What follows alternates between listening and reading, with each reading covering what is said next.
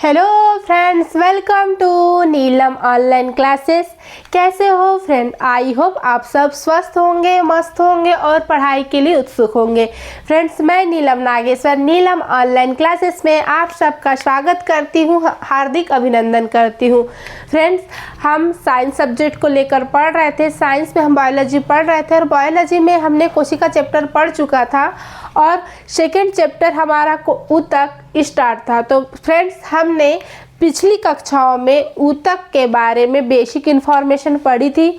आज हम ऊतक का आगे से पढ़ेंगे, जैसे कि ऊतक के जो प्रकार मैंने आपको बताया था उनको आज हम डिटेल में पढ़ेंगे। तो फ्रेंड्स, मैं आपको पिछली कक्षाओं का एक बार रिवाइज करा देती हूँ। ऊतक की खोज किसने की? ऊतक की खोज सन 1792 में बीचेट नामक वैज्ञानिक ने की। ऊतक क्या है? ऊतक कोशिकाओं का ऐसा समूह या ऐसा गुच्छा है जो संरचना, उत्पत्ति एवं कार्यों में समानता रखता है। ऊतक का अध्ययन हिस्टोलॉजी या औत्तिकी कहलाता है। ऊतक के प्रकार, ऊतक दो प्रकार के होते हैं, पादप ऊतक, जंतु ऊतक। पादप ऊतक भी दो प्रकार के होते हैं। पहला है विभोजोतक ऊतक, दूसरा है स्थायी ऊतक। उसी प्रकार जंतु ऊतक में ऊतक चार प्रकार के होते हैं। पहला है उपकला ऊतक, दूसरा है संयोजी ऊतक, तीसरा है पेशी ऊतक और चौथा है तंत्रिका ऊतक। तो फ्रेंड्स, मैं आपको सबसे पहले पादप ऊतक को पूरा अच्छे से पढ़ाऊंगी, फिर पादप ऊतक खत्म होने के बाद हम पढ़ेंगे जंतु ऊतक। तो चलिए फ्रेंड, स्टार्ट करते हैं पादप ऊतक।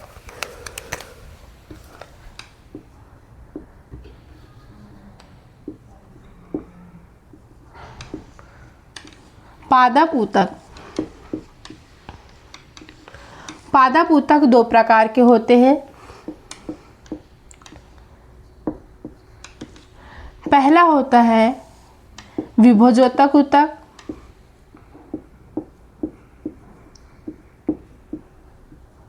दूसरा है स्थायी ऊतक।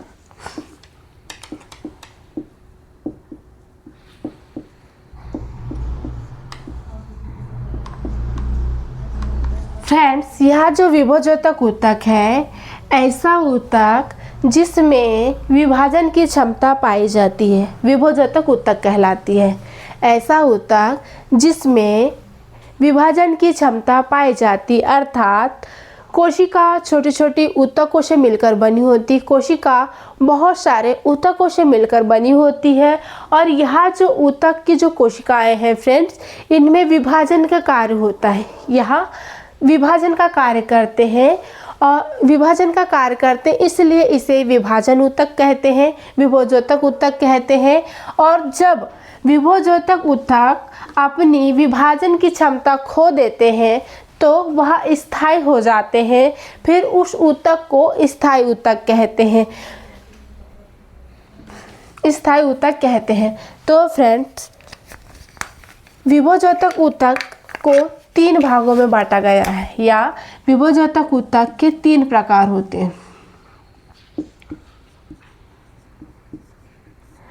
पहला है शीर्ष ऊतक,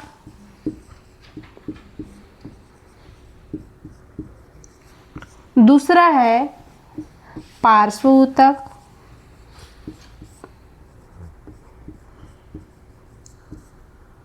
और तीसरा है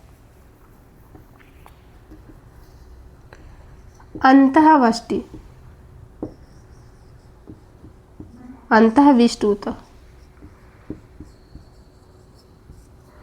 तो फ्रेंड्स, पहले हम पढ़ेंगे विभोजोतक ऊतक के बारे में। विभोजोतक ऊतक के बारे में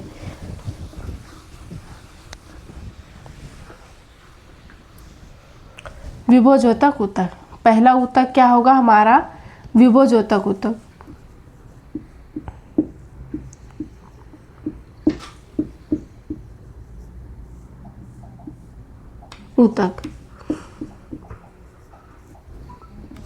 फ्रेंड्स, विभोजोतक ऊतक ऐसे ऊतक होते हैं जिसमें विभाजन की क्षमता पाई जाती है, जिसमें क्या होती है, विभाजन की क्षमता पाई जाती है, की क्षमता पाई जाती है। यहाँ जो ऊतक होते हैं जीवित ऊतक होते हैं, यहाँ जो ऊतक है जीवित होते हैं, यहाँ जो ऊतक है जीवित होते हैं। विभोजोतक ऊतक में अंतर कोशिकीय अवकाश कम होता है, अनुपस्थित होता है। अंतर कोशिकीय अवकाश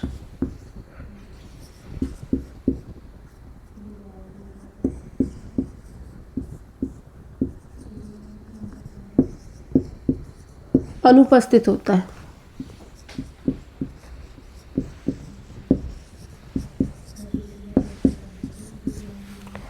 विभोजोतक ऊतक में केंद्रक पाया जाता है।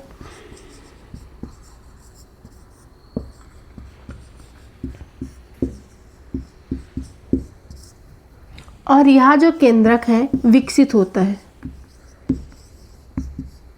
यहाँ जो केंद्रक है विकसित होता है।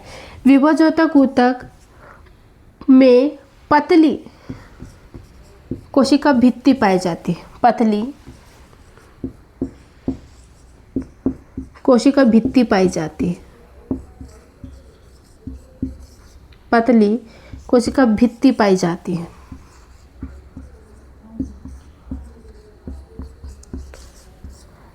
विभोजोतक ऊतक में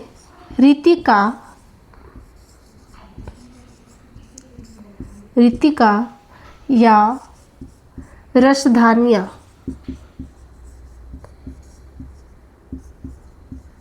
अनुपस्थित होता है।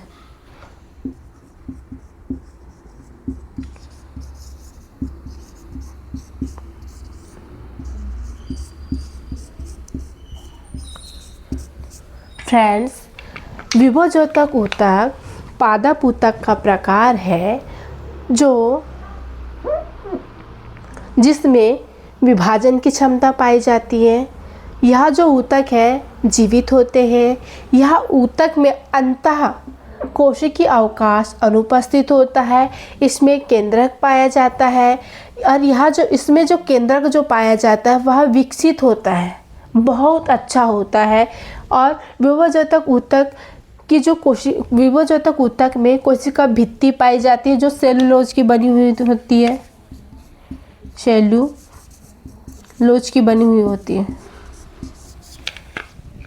और विभोजोतक ऊतक में रसधानियाँ अनुपस्थित होते हैं। विभोजोतक ऊतक में रसधानियाँ अनुपस्थित होते हैं। जैसे कि यह एक ऊतक है, यह एक ऊतक है और ऊतक बहुत सारे कोशिकाओं से मिलकर बना होता है। ऊतक बहुत सारे कोशिकाओं से मिलकर बना होता है। तो यह जो ऊतक है फ्रेंड्स, इसमें विभाजन की क्षमता मतलब बहुत सारे ऊतक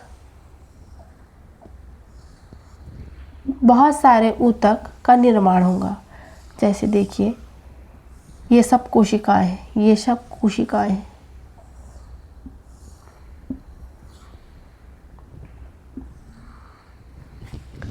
मतलब यह जो ऊतक है बहुत सारे ऊतक में बहुत सारे ऊतकों का विभाजन कर रहा है, बहुत सारे ऊतकों का विभाजन कर रहा है। जैसे कि फ्रेंड यह 1 हो गया, 2 हो गया, 3 हो गया, 4 हो गया, 5 हो गया, 6 हो गया, 7 हो गया। मतलब विभोजोतक ऊतक में विभाजन की क्षमता पाई जाती है, अर्थात वह एक ऊतक मिलकर बहुत सारे ऊतकों का निर्माण करते हैं। एक ऊतक मिलकर बहुत सारे ऊतकों का निर्माण करते हैं। और यह जो ऊतक है फ्रेंड, यह जो विभोजोतक ऊतक है यह जीवित ऊतक है, यह जीवित ऊतक है, लिविंग है। यह मूवमेंट कर सकता है, एक्टिव, यह जीवित ऊतक है। और इसमें अंतः कोशिकीय अवकाश अनुपस्थित होती है। अंतः कोशिकीय अवकाश अनुपस्थिति से आशा है कि यह जो ऊतक है फ्रेंड्स, आप इसमें देख रहे होंगे कि ये पूरा एक दूसरे से ज्वाइंट है, एक दूसरे से लगी हुई है। यहाँ कोई भी जगह नहीं है, देख लीजिए। मतलब ऐसा ऊतक जिसमें थोड़ा सा स्पेस या खाली जगह उपस्थित ना हो, वह विभोजतक ऊतक है। तो अंतरकोशिकीय अवकाश अनुपस्थित है। किसमें? विभोजतक ऊतक में अंतरकोशिकीय अवकाश अनुपस्थित है। इसमें केंद्रक पाया जाता है, इसमें विभोजतक ऊतक में केंद्रक पाया जाता है। और यह जो केंद्रक है फ्रेंड्स विकसित होता है, यह जो केंद्रक है विकसित होता है। और यह जो विभोजतक ऊतक है, इसकी जो कोशिका भित्ति होती है पतली होती है, एकदम पतली होती है, एकदम पतली, देख रहे होंगे आप, एकदम पतली होती है। और इसमें रितिका या रसधानियाँ अनुपस्थित होती है, इनमें रितिका या रसधानियाँ उपस्थित नहीं होती है। तो फ्रेंड्स, विभोजतक ऊतक में विभाजन की क्षमता पाई जाती है। देखिए, एक जो कोशिका मिलकर बहुत सारे कोशिकाओं का निर्माण करती है, एक कोशिका, दो कोशिका, तीन कोशिका, बहुत सारी कोशिकाओं का निर्माण करती है, जिसे विभोजतक ऊतक कहते हैं। और यह जो ऊतक है जीवित होती है, इसमें अंतरकोशिकीय अवकाश अनुपस्थित होता है। आप देख सकते हैं कि इस कोशिका एक दूसरे से लगी हुई है, इनके मध्य कोई भी स्पेस, कोई भी खाली जगह नहीं है। और यह विभोजतक ऊतक में केंद्रक पाया जाता है जो बहुत विकसित होता है। और यह जो विभोजतक ऊतक है फ्रेंड्स, इसकी जो कोशिका भित्ति होती है एकदम पतली होती है, एकदम पतली होती है। और यह विभोजतक ऊतक में रसधानियाँ या रितिका अनुपस्थित होता है, रसधानियाँ या रितिका अनुपस्थित होता है। अब फ्रेंड्स, हम पढ़ते हैं विभोजतक ऊतक के प्रकार। विभोजतक ऊतक के प्रकार अब हम पढ़ेंगे विभोजतक ऊतक का पहला प्रकार, शीर्ष ऊतक। शीर्ष ऊतक क्या है?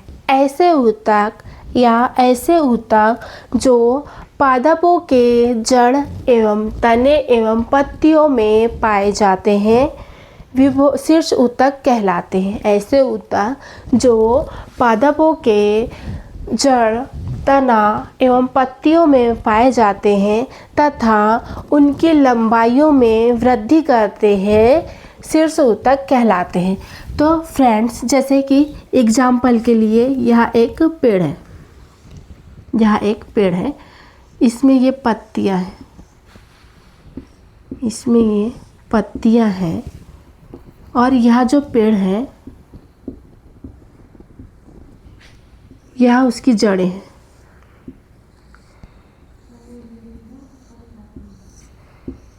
यहाँ उसकी जड़ें हैं। तो जो शीर्ष ऊतक जो होता है फ्रेंड्स, जो शीर्ष ऊतक होता है, यह पौधों के पत्तियों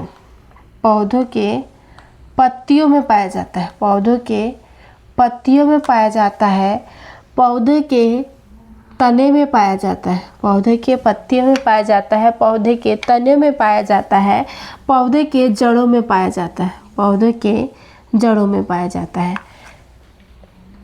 और इसका जो कार्य है फ्रेंड्स, इसका कार्य क्या होता है? पौधों के जड़ों एवं उनके तना तथा उनकी पत्तियों में लंबाई में वृद्धि करना। मतलब पौधों की लंबाई में वृद्धि शीर्ष ऊतक करता है। तो शीर्ष ऊतक क्या है फ्रेंड्स? ऐसा ऊतक जो तना, जड़ एवं पत्तियों में पाया जाता है, पत्तियों में पाया जाता है और जिसका कार्य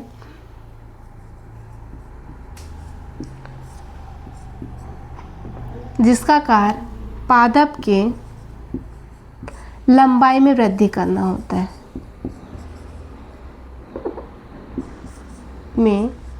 वृद्धि करना होता है, करना।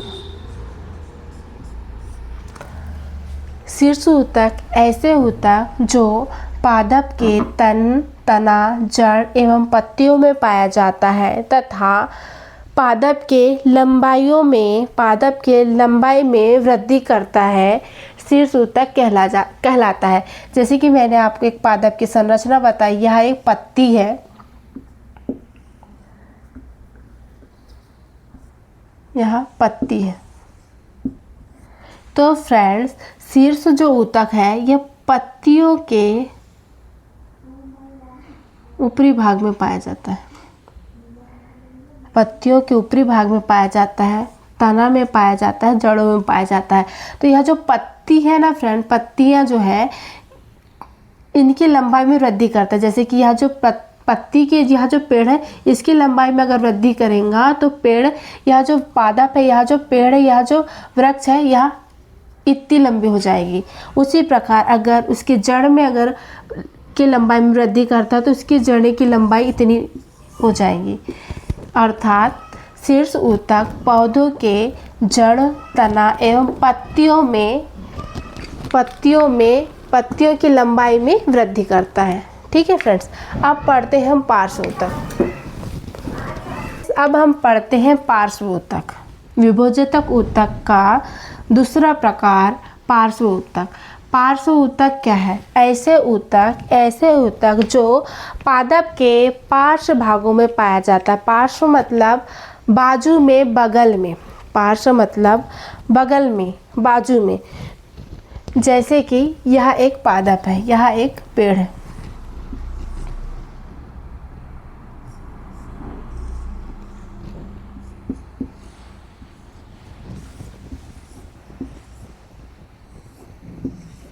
यह एक पेड़ है। तो फ्रेंड्स, यह जो पेड़ है इस पार्श्व भाग मतलब इसका तना, पार्श्व भाग मतलब पादप का बगल का पार्ट। जैसे कि यह जो पेड़ है इसका जो बाहरी परत है, इसका जो बाहरी भाग है पार्श्व भाग कहलाता है। क्या कहलाता है? पार्श्व भाग कहलाता है। तो ऐसे ऊतक जो पादप के पार्श्व भाग में पाए जाते हैं पार्श्व ऊतक कहलाते हैं, पार्श्व ऊतक कहलाते हैं। फ्रेंड्स, यह जो पार्श्व ऊतक है ना फ्रेंड्स, यह पौधों की गोलाई एवं मोटाई एवं चौड़ाई को बढ़ाते हैं, मजबूती प्रदान करते हैं। क्या करते हैं? बढ़ाते हैं एवं मजबूती प्रदान करते हैं। एग्जाम्पल के लिए यह एक तना है, यह एक तना है, यह एक तना है। तो यह जो पार्श्व ऊतक है फ्रेंड्स, यह जो पार्श्व ऊतक है पौधों की चौड़ाई में वृद्धि कर दिया, पौधों की चौड़ाई में वृद्धि कर दिया।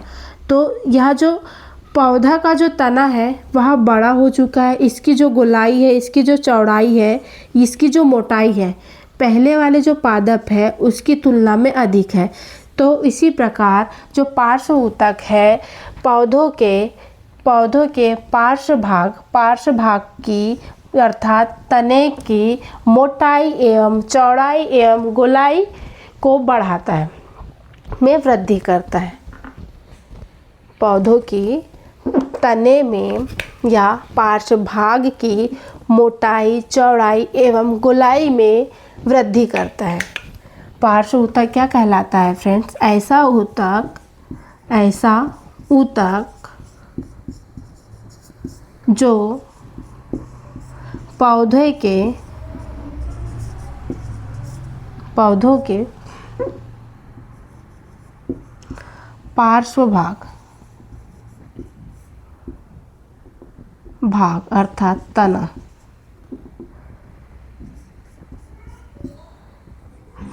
की चौड़ाई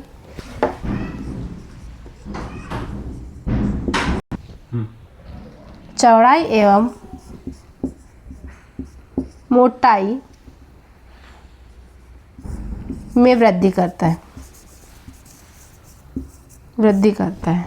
मतलब पौधों के तने में मोटाई चौड़ाई में वृद्धि करने का कार्य कौन करता है? पार्श्व ऊतक का कार्य होता है, पार्श्व ऊतक। अब पढ़ते हैं फ्रेंड्स हम अंतःविष्ट ऊतक। अंतःविष्ट ऊतक, अंतःविष्ट ऊतक, अंतःविष्ट ऊतक ये ऐसे ऊतक होते हैं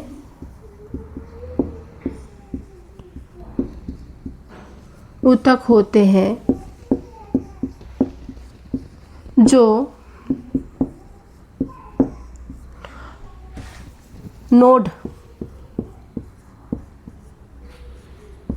एवं इंटरनोड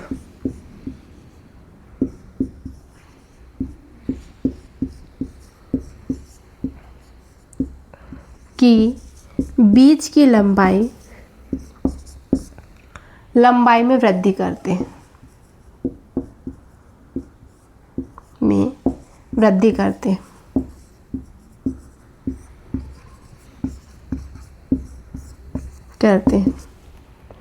अंतःविष्ट ऊतक ऐसे ऊतक होते हैं जो पादप के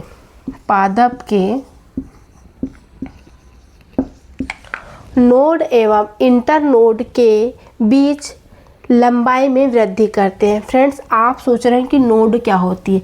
जैसे कि यहाँ एक पेड़ है और यहाँ इसमें एक पत्तियाँ है, इसमें यह पत्ती है, तो यहाँ पत्ती जो है फ्रेंड्स, यह जो पेड़ है, यह जो तना है, उससे जो कनेक्ट की जो संधि है उसे बोला जाता है नोड।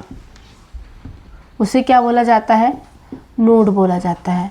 मतलब तना से पत्ती जो जुड़ाव होता है, तना से पत्तियों का जो जुड़ाव होता है, जो संधि होती है, वही नोड कहलाती है। फिर उसी तने में अगर दूसरी पत्ती है तो यह जो पहला जो नोड है और यह जो दूसरा जो नोड है, इनके बीच की लंबाई में वृद्धि, इनके बीच की लंबाई में वृद्धि को इंटरनोड बोला जाता है। इंटरनोड बोला जाता है। मतलब यह जो वृक्ष है, यह जो वृक्ष का तना है, इसमें जो पत्ती है, इसमें जो पत्ती है, और यह जो अटैचमेंट है, यह जो संधि है, यह नोड कहलाता है। क्या कहलाता है फ्रेंड्स? नोड कहलाता है। और दो नोडों के बीच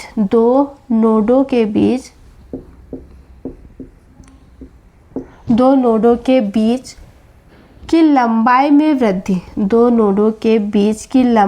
वृद्धि को इंटरनोड बोला जाता है। क्या बोला जाता है? इंटरनोड बोला जाता है। तो अंतःविष्ट ऊतक का कार्य क्या होता है? अंतःविष्ट ऊतक का कार्य पौधे में उपस्थित दो नोडों के बीच की लंबाई में वृद्धि करना होता है। दो नोडों के बीच की लंबाई में वृद्धि करना होता है। तो फ्रेंड्स, आई होप आपको विभोजक ऊतक के शीर्ष ऊतक, पार्श्व ऊतक और अंतःविष्ट ऊतक समझ में आया हो। शीर्ष ऊतक ऐसे ऊतक होते हैं जो पादप के जड़ों में, तनों में तथा पत्तियों में पाए जाते हैं। इनका मुख्य कार्य होता है पादप की लंबाइयों में वृद्धि करना। पार्श्व ऊतक ऐसे ऊतक जो पादप के पार्श्व भाग में पाए जाते हैं, तना में पाए जाते हैं। इनका कार्य पौधे के तनों में चौड़ाई में, मोटाई में एवं गोलाई में वृद्धि करना होता है। और अंतःविष्ट ऊतक ऐसे ऊतक होते हैं जो पादप में उपस्थित जो दो नोड होते हैं, उनके बीच की लंबाई को बढ़ाना होता है, उनके बीच की लंबाई को वृद्धि करना होता है। तो आई होप फ्रेंड्स, आप लोगों को आज का क्लास पसंद आया हो। Thank you friends.